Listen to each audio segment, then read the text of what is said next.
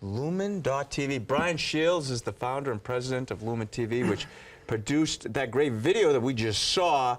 Brian, thanks for being with us all the way from Spain today, huh? It's my joy. Thanks for having me. Well, Brian, Lumen Entertainment has produced some pro-life and faith formation resources. Tell us a bit about the organization and the work that you do.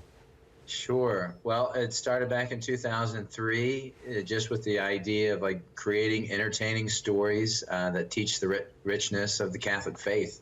So I was it was in the film industry before, and then I had a conversion, and now it's just a great blessing to keep on doing what I used to do in the industry for the glory of God. So we focus on really just trying to evangelize the family, and just making fun, zany stuff like the little piece we just watched. Well, Brian, you're very much in sync with us here at Catholic TV because we love evangelizing the family, and we're all a little bit zany as well. But you have, God. All right.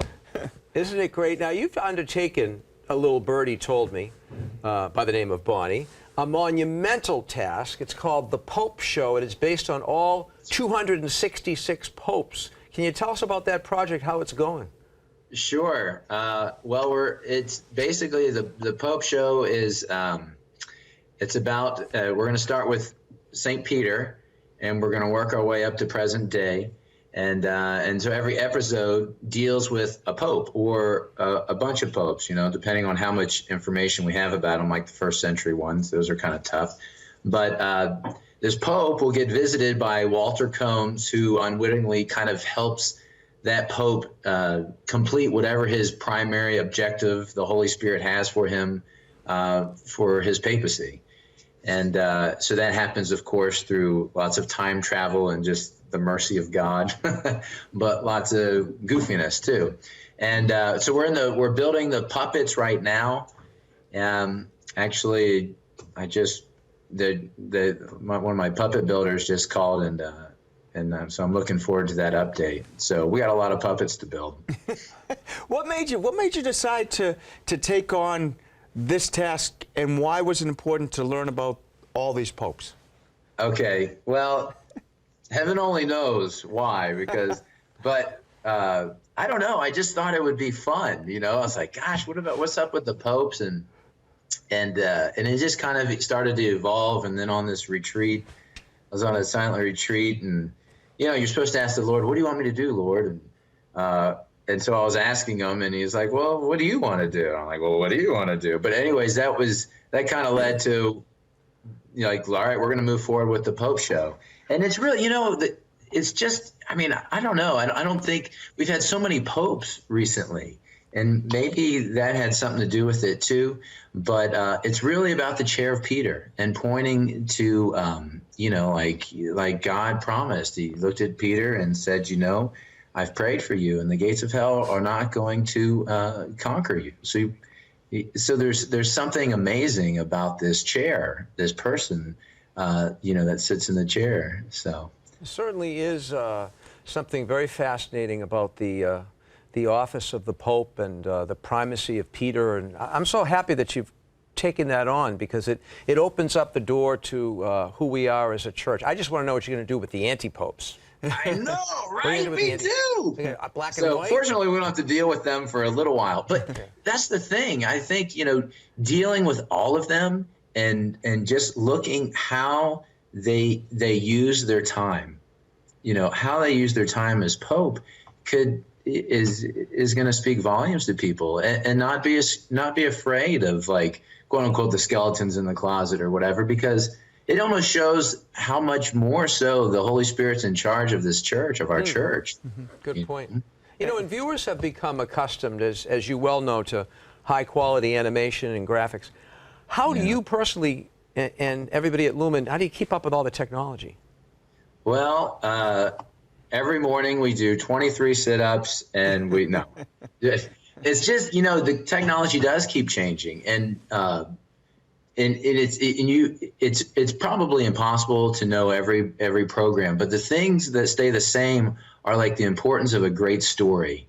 Storytelling is so powerful when we think of music it's easy to see in music how it moves the heart. And Tolkien talks about that too, how you can really penetrate into someone's soul when you tell them a great story. So we're doing that, and then we're also with talented artists and the techie guru guys. We're mixing good old-fashioned puppets with modern-day animation and graphic software. Mm-hmm. So, because we got to go back to Rome and we got to go back to ancient Jerusalem, so that's going to be a lot of fun. That is great places. You talk about a conversion, Brian. Were you shocked? Here you are in the movie industry, and all of a sudden you have this conversion. Was it surprising to you? Yeah, yeah, right.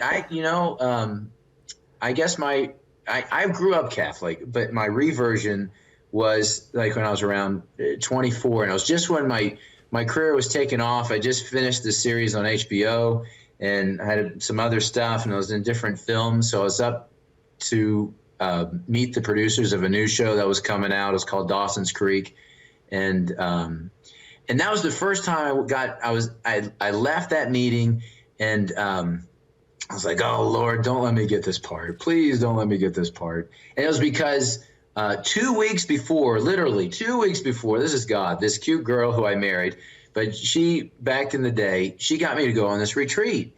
And actually it was the Brotherhood of Hope. Those guys are up by here. Sure.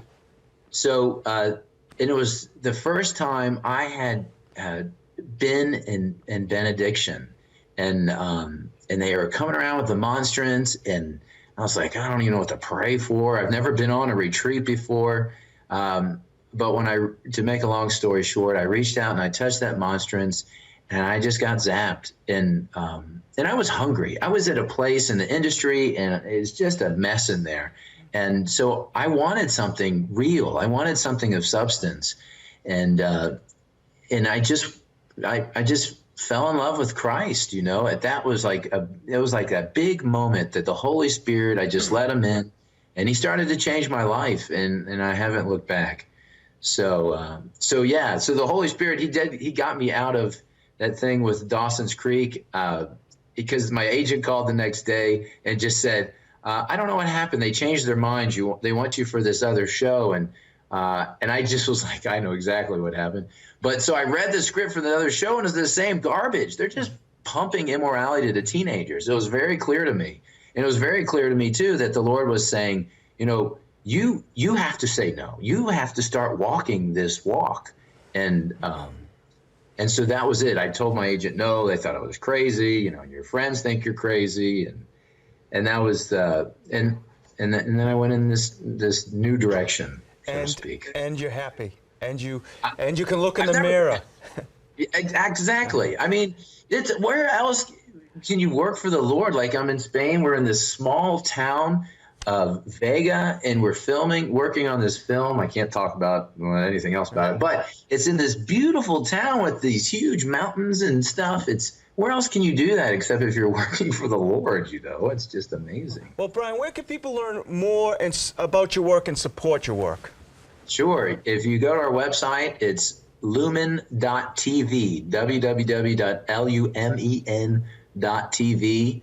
You can email us at info@lumen.tv. But we've got different little videos on there that the kids will watch. And great. Yes. Thank you. Brian, well, thanks for your time today. Great talking to you. A lot of fun. You have a great day. Great. Good luck with all your projects. Appreciate it. Thank you. Bye.